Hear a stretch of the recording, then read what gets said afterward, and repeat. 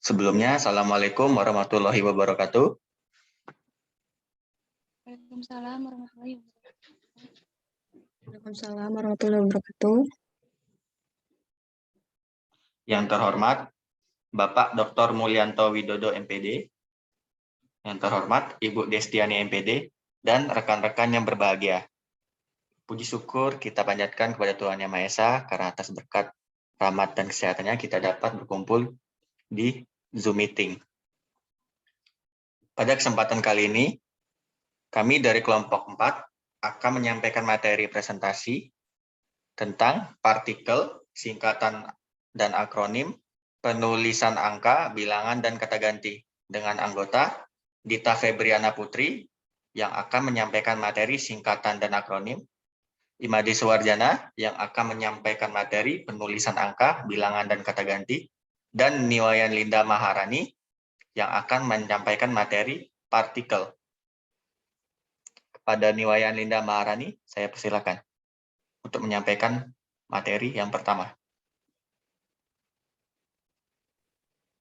Baik, terima kasih kepada moderator atas waktu yang telah diberikan. Di sini saya akan menjelaskan materi tentang partikel. Sebelumnya, apa sih itu partikel? Partikel atau kata tugas adalah kelas kata yang hanya memiliki arti gramatikal dan tidak memiliki arti leksikal. Nah, partikel yang akan saya bahas di sini adalah partikel lah, kah, tah, dan pun. Adapun pokok-pokok bahasannya, yakni yang pertama, menjelaskan fungsi atau peran dari masing-masing partikel. Yang kedua, memberikan contoh kalimat dari masing-masing partikel. Baik, langsung saja. Yang pertama adalah partikel lah. Partikel lah ditulis serangkai dengan kata yang mendahuluinya. Contohnya, buang dan lah. Jadi, buanglahnya itu diserangkaikan atau digabungkan. Nah, menurut buku Tata Bahasa Baku Bahasa Indonesia, karya Mulyono tahun 1988, dijelaskan bahwa kehadiran partikel lah ini memiliki fungsi atau peran sebagai berikut. Yang pertama, untuk sedikit menghaluskan nada perintah. Contohnya, buanglah sampah pada tempatnya. Kalimat tersebut merupakan kalimat perintah, hanya saja dihaluskan dengan partikel lah pada kata buang. Nah, fungsi atau peran yang kedua yakni sebagai penegas kalimat deklaratif atau kalimat berita atau kalimat pernyataan. Contohnya, ayahlah yang berhak memutuskan segala hal yang ada di rumah ini. Jadi, katalah pada ayah menegaskan bahwa ayahlah yang berhak memutuskan segala hal di rumah ini. Selanjutnya, pokok bahasan yang kedua, yakni partikel kah. Partikel kah ditulis serangkai dengan kata yang mendahuluinya. Nah, kehadiran partikel kah dalam kalimat ini berfungsi atau berperan sebagai berikut. Yang pertama, mengubah kalimat deklaratif atau kalimat pernyataan menjadi kalimat interrogatif atau kalimat pertanyaan. Contoh kalimatnya, wanita itu yang dicari Budi selama ini. Wanita itu yang dicari Budi selama ini merupakan kalimat deklaratif atau kalimat pernyataan, sehingga ditambah partikel kah menjadi kalimat interrogatif yang bunyinya sebagai berikut. Wanita itukah yang dicari Budi selama ini? Selanjutnya, fungsi atau peran partikel kah yang kedua, yakni menjadikan kalimat interrogatif menjadi lebih baku. Dalam kehidupan sehari-hari, biasanya orang bertanya itu menggunakan kalimat seperti ini. Siapa pemilik rumah ini? Atau apa benar dia anaknya Pak Tono? Dan lain sebagainya. Sehingga ditambahkan partikel kah untuk menjadikan kalimat itu menjadi kalimat baku. Contohnya, siapakah pemilik rumah ini? Apakah benar dia yang selama ini dicari oleh Budi? Dan lain sebagainya. Selanjutnya, fungsi partikel kah yang ketiga, yakni untuk mempertegas kalimat interrogatif atau kalimat tanya. Contohnya, masihkah Budi mengingat kita? Bisakah Anda membantu saya? Dan lain sebagainya. Selanjutnya, pokok bahasan yang ketiga, yakni partikel tah. Partikel tah ditulis serangkai dengan kalimat ditulis serangkai dengan kata yang mendahulunya. Partikel tah ini jarang digunakan dalam kehidupan sehari-hari. Biasanya ditemukan pada sastra-sastra lama dan ada di kalimat interrogatif. Penggunaan partikel tah ini membuat kalimat interrogatif menjadi bersifat retoris, atau seolah-olah hanya akan bertanya pada diri sendiri dan tidak membutuhkan jawaban. Contoh kalimatnya, apatah pentingnya diriku dalam dunia ini? Apatah arti diriku tanpa dirimu di sampingku? Dan lain sebagainya. Selanjutnya, pokok bahasan yang terakhir atau yang keempat adalah partikel pun. Partikel pun ini memiliki fungsi atau peran sebagai berikut. Yang pertama, menegaskan makna kata yang diiringinya. Yang kedua, memberikan makna perlawanan terhadap sesuatu. Nah, partikel pun ini ada yang ditulis secara terpisah dengan kata yang mendahuluinya, ada yang ditulis secara serangkai dengan kata yang mendahuluinya. Contoh kalimat partikel pun yang memiliki kata terpisah dengan kata yang mendahuluinya. Contohnya, kami pun segera menyusul Budi ke taman. Kami dan punnya itu terpisah. Kami pun segera menyusul Budi ke taman. Begitu juga pada kalimat aku pun yang berlari sekencang-kencangnya seperti dikejar setan. Aku dan punnya terpisah sama seperti tadi kami dan punnya. Selanjutnya, partikel pun yang ditulis serangkai adalah partikel pun yang merupakan kata penghubung. Jadi kata-katanya seperti meskipun, walaupun, sungguh pun, bagaimanapun, kendati pun, biarpun, itu ditulis secara serangkai atau dipadukan atau digabungkan. Contoh penggunaannya. Walaupun hari masih pagi, para pegawai kantor itu sudah banyak yang datang. Kendati pun hari hujan, ia tetap berangkat ke sekolah. Jadi, walaupun dan kendati pun di sana digabungkan. Lalu, bagaimana dengan kata sekalipun? Apakah kata itu tetap ditulis secara terpisah atau diserangkaikan? Nah, sekalipun itu dapat dibedakan menjadi dua juga. Ada yang ditulis secara serangkai, ada yang ditulis secara terpisah. Ditulis dengan cara serangkai apabila merupakan kata penghubung dan ditulis secara terpisah apabila bukan kata penghubung. Contoh kalimatnya, pada kalimat pertama, sekalipun dengan susah payah, mereka berhasil mendaki gunung itu. Sekalipun di sana merupakan kata penghubung, sehingga sekali dan punnya digabungkan. Kemudian pada kalimat yang kedua, jangankan 2 kali, sekalipun dia belum pernah datang ke rumahku. Sekalipun pada kalimat nomor 2 di sana merupakan bukan kata penghubung, sehingga sekali dan punnya terpisah. Demikian dari saya, apabila terjadi kesalahan mohon dimaafkan. Saya kembalikan kepada moderator.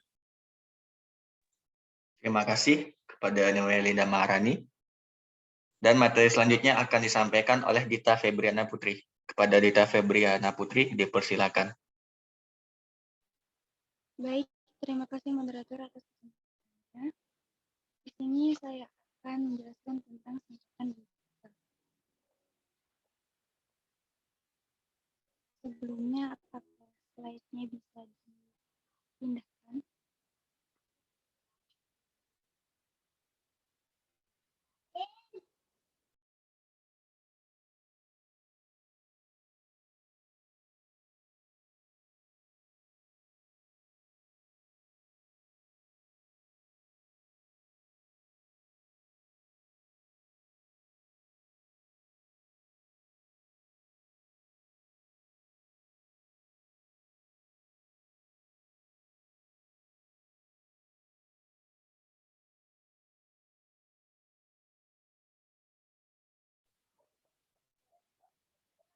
Baiklah, di sini saya akan menjelaskan singkatan dan akronim.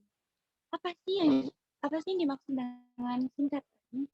Singkatan adalah satu kata yang dihasilkan dari menyikat suatu kalimat dengan huruf berupa huruf atau gabungan huruf. Sedangkan akronim ialah gabungan kata, suku kata, atau bagian kata lainnya yang dituliskan dan dilafalkan sebagai kata yang wajar. Singkatan juga dapat diartikan sebagai kependekan atau ringkasan. Singkatan biasanya digunakan untuk menyingkat nama orang, gelar, sapaan, jabatan, nama lembaga, suatu ukuran, hingga frase. Singkatan dan akronim dibedakan dari cara pengucapannya. Untuk akronim, kata yang disebutkan mengandung makna yang sebenarnya, sementara singkatan itu tidak, dan cenderung dibaca per huruf. Singkatan dan akronim dibedakan dari cara penulisannya. Slide selanjutnya.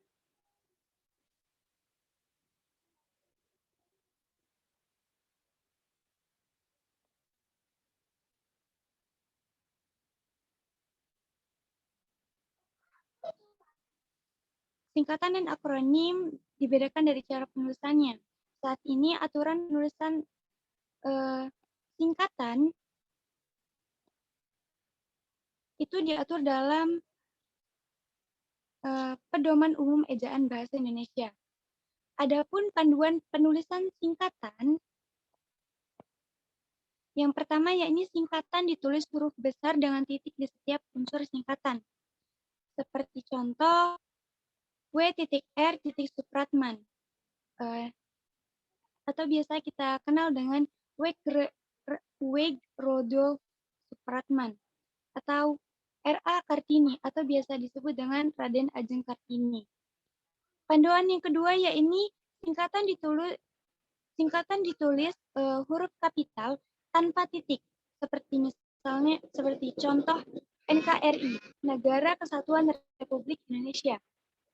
KUHP, Kitab Undang-Undang Hukum Pidana, dan lain sebagainya. Adapun panduan yang ketiga yakni singkatan ditulis dalam 3 huruf dengan titik, seperti misal HLM titik, atau biasa kita kenal dengan halaman, DLL, atau yang biasa kita kenal dengan dan lain-lain, SDA, atau biasa kita kenal dengan sama dengan di atas. Adapun panduan penulisan singkatan yang keempat yakni singkatan untuk surat menyurat. Adapun contohnya yakni yang pertama D.A. atau yang biasa kita kenal dengan kata dengan alamat E.D sampai dengan U.P untuk perhatian. Adapun panduan penulisan singkatan yang kelima yakni singkatan untuk lambang kimia dan satuan ukuran. Seperti misal HE, helium, cm atau sentimeter, C, Celsius. Selanjutnya.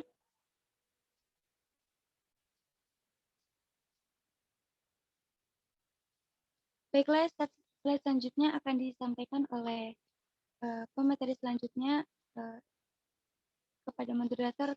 Saya kembalikan. Terima kasih kepada Dita Febriana Putri atas penyampaian materinya. Selanjutnya materinya akan saya lanjutkan. Materi selanjutnya yaitu penulisan angka dan lambang bilangan.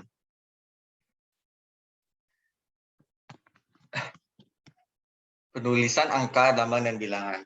Angka dan lambang bilangan. Bilangan dapat dinyatakan dengan angka atau kata. Angka dapat dipakai sebagai lambang bilangan atau nomor. Di dalam tulisan ini lazim digunakan angka Arab atau angka Romawi. Contoh angka Arab yaitu ada angka 0, angka 1, angka 2, angka 3, angka 4, angka 5, dan selanjutnya.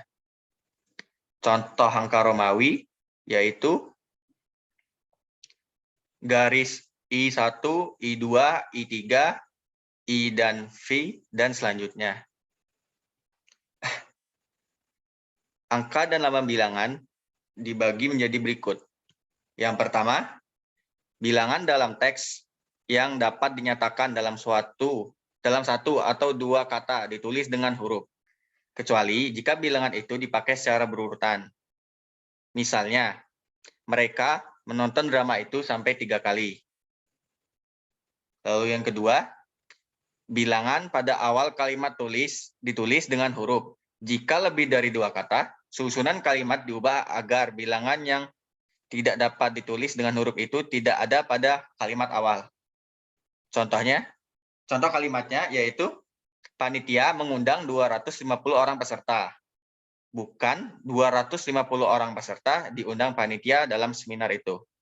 Lalu yang ketiga, angka menunjukkan bilangan utuh besar dapat dieja sebagian supaya lebih mudah dibaca.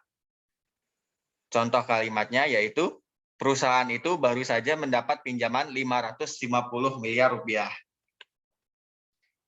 Lalu yang keempat, angka digunakan untuk menyatakan ukuran panjang, berat, luas, dan isi.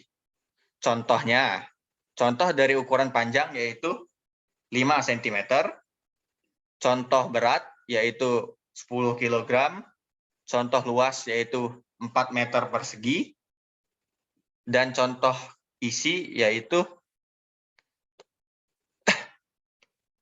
50 liter.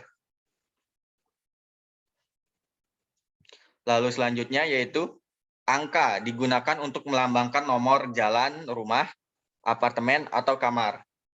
Contoh kalimatnya yaitu Jalan Tanah Abang, nomor 15.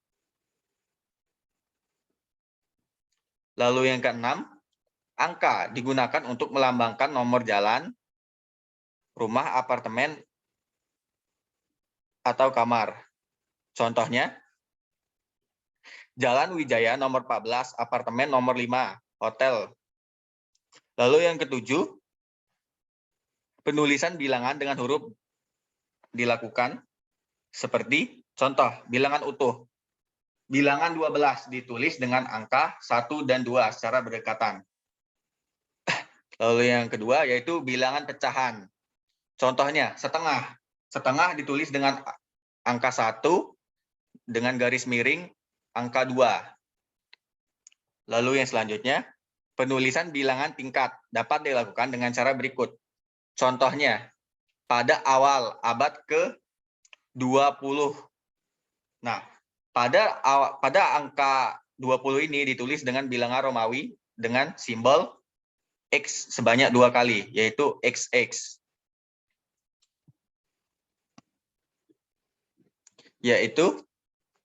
Selanjutnya, bilangan tidak perlu ditulis dengan angka dan huruf sekaligus dalam teks, kecuali dalam dokumen resmi seperti akte dan kwitansi. Contohnya, di lemari itu tersimpan 805 buku majalah. Lalu yang selanjutnya, jika bilangan dilambangkan dengan angka dan huruf, penulisannya harus tepat. Misalnya, saya lampirkan tanda terima uang sebesar Rp900.550.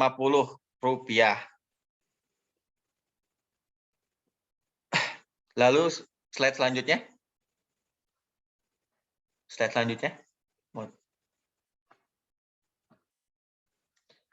Lalu materi yang selanjutnya yaitu kata ganti. Apa itu kata ganti? Kata ganti adalah kata yang digunakan untuk menunjukkan subjek atau objek tanpa harus mengulang penyebutan namanya. Selain itu, kata ganti juga digunakan untuk menyebut benda atau orang tertentu yang disebut secara langsung sebelumnya. Karakteristik kata ganti ada 3, yaitu yang pertama, kata ganti biasanya ditempatkan pada posisi subjek atau objek dalam sebuah kalimat. Namun ada pula kalimat tertentu yang menempatkan kata ganti pada posisi predikat. Lalu yang kedua, sifat kata ganti berubah-ubah sesuai dengan jenis kata yang diinginkan. Lalu yang ketiga, kata ganti biasanya menyesuaikan dengan konteks kalimat yang dibicarakan. Selanjutnya, jenis-jenis kata ganti dan contoh penggunaannya. Jenis-jenis kata ganti, yang pertama yaitu kata ganti orang pertama. Kata ganti orang pertama adalah kata ganti yang digunakan ketika Anda berperan sebagai subjek. Kata ganti orang pertama dibedakan menjadi tunggal dan jamak. Kata ganti orang pertama tunggal yaitu menunjuk pada kata aku atau saya. Sedangkan kata ganti orang pertama jamak merujuk pada kata ganti kita atau kami. Contohnya yaitu saya adalah seseorang yang tepat waktu. Itu contoh dari kalimat kata ganti orang pertama tunggal. Lalu contoh dari kata ganti orang pertama jamak yaitu kami sekeluarga mengucapkan mohon maaf lahir dan batin. Lalu selanjutnya yaitu kata ganti orang kedua. Kata ganti orang kedua yaitu untuk menunjuk lawan bicara atau orang lain. Contohnya yaitu kamu memang teman yang setia kawan. Lalu contoh kedua, kalian memang selalu mendukungku. Selanjutnya, kata ganti orang ketiga. Kata ganti orang ketiga adalah kata ganti yang digunakan untuk orang lain yang tidak terlibat sebagai lawan bicara kita. Kata ganti orang ketiga tunggal, ia berupa ia, dia, atau beliau. Sedangkan kata ganti orang ketiga jamak berupa mereka. Contoh dari kalimatnya yaitu, dia adalah pemilik kedai kopi itu. Itu contoh dari kata ganti orang ketiga tunggal. Sedangkan contoh dari kata ganti orang ketiga jamak yaitu mereka pergi berlibur di Bali pada tahun baru. Lalu selanjutnya, kata ganti kepemilikan. Pengertian dari kata ganti kepemilikan adalah kata ganti yang digunakan untuk menunjukkan kepemilikan pada suatu benda. Dan biasanya kata ganti memiliki akhiran seperti ku, mu, dannya. Contoh kalimatnya yaitu ponselku ternyata tertinggal di rumah. Nah, itu ada bagian ku-nya berarti menunjukkan kepemilikan. Lalu contoh yang kedua, wajahmu terlihat segar dan lebih cerah. Selanjutnya yaitu kata ganti penanya. Kata ganti penanya digunakan untuk menanyakan waktu, tempat, maupun orang untuk mendapatkan suatu informasi. Contohnya, kapan kamu akan datang ke rumahku? Lalu contoh yang kedua, siapa tadi yang mematikan komputerku? Dan contoh ketiga, bagaimana cara yang baik untuk mengatasi stres? Selanjutnya yaitu kata ganti penghubung. Kata ganti penghubung adalah kata yang digunakan untuk menghubungkan dua jenis kalimat. Kata ganti penghubung ini berupa kata yang di antara induk kalimat dan anak kalimat. Contohnya yaitu aku membeli cemilan yang rasanya pedas sekali. Lalu contoh yang kedua, kucing yang sedang lari itu sangat manja kepada pemiliknya. Lalu yang terakhir yaitu kata ganti tak tentu. Kata ganti tak tentu itu adalah kata yang digunakan untuk menunjukkan suatu informasi yang belum diketahui atau belum jelas. Kata ini biasanya dapat berupa kata sesuatu, seseorang, atau para. Berikut adalah contohnya. Contoh yang pertama, sesuatu yang tidak pasti sering membuatku khawatir. Ada contoh kedua, yaitu siapa seseorang yang sering membuatmu tersenyum akhir-akhir ini?